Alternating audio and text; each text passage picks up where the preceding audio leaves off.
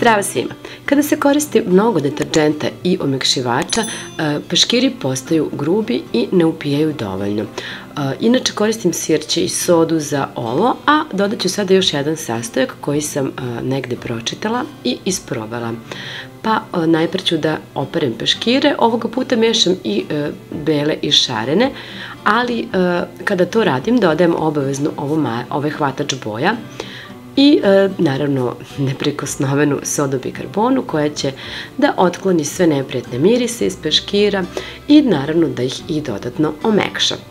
Otprilike dodam jednu šaku sode, inače ja to radim odokativno, sipam onako, a za ovu stvar koju sam videla i želela da isprobam će vam biti potreban pirinač.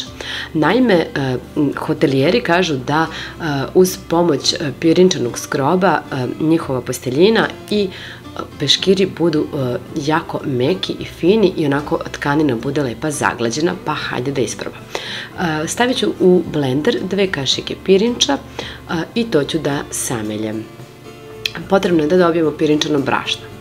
Možete koristiti naravno i vodu u kojoj se pirinač kuvao, a ja, pošto sada nemam vremena, ja ću da ovako sameljem, da u ovo pirinčano brašno sipam 1 šolju vode, promešam i ostavim bar nekih 10 minuta da odstoji. Možete ostaviti da stoji čak i celu noć, ukoliko planirate recimo sutra da operete peškire. Nakon 10 minuta ću da procedim i da iskoristim ovu tečnost. Ovu tečnost ću sada da dodam ovako. Jedan deo ću sipati u dozer i staviti u bubanj, a drugi deo tečnosti ću sipati kasnije. Ovdje dodajem deterdžent, praškasti deterdžent za pranje veša, a umesto omekšivača dodajem sirće.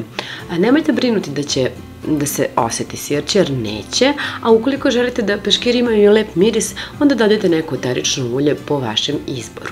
Ja ću dodati lavandu, jer zaista volim miris lavande i dok se pere veš, inače celo kupatilo miriše na lavandu. Sada ću da uključim na neku srednju temperaturu, 40 ili 60. Ja ipak volim da to bude malčice jača temperatura, pa ću ih oprati na 60, smanjiti malo centrifugu i uključiti. Kada bude mašina uzela prašak, naliću u obe ladice ostatak ove tečnosti.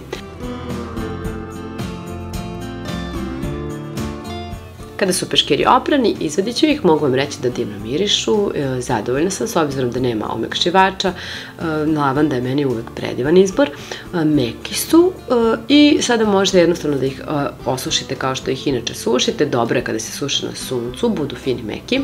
Izvadit ću ovu krpicu i baciti, pogledajte kako je boju uhvatila. Ovo je baš stariji peškir, a vidim da je fino opran i da je lepo mek. Verovatno da ovaj pirinač ipak radi nešto.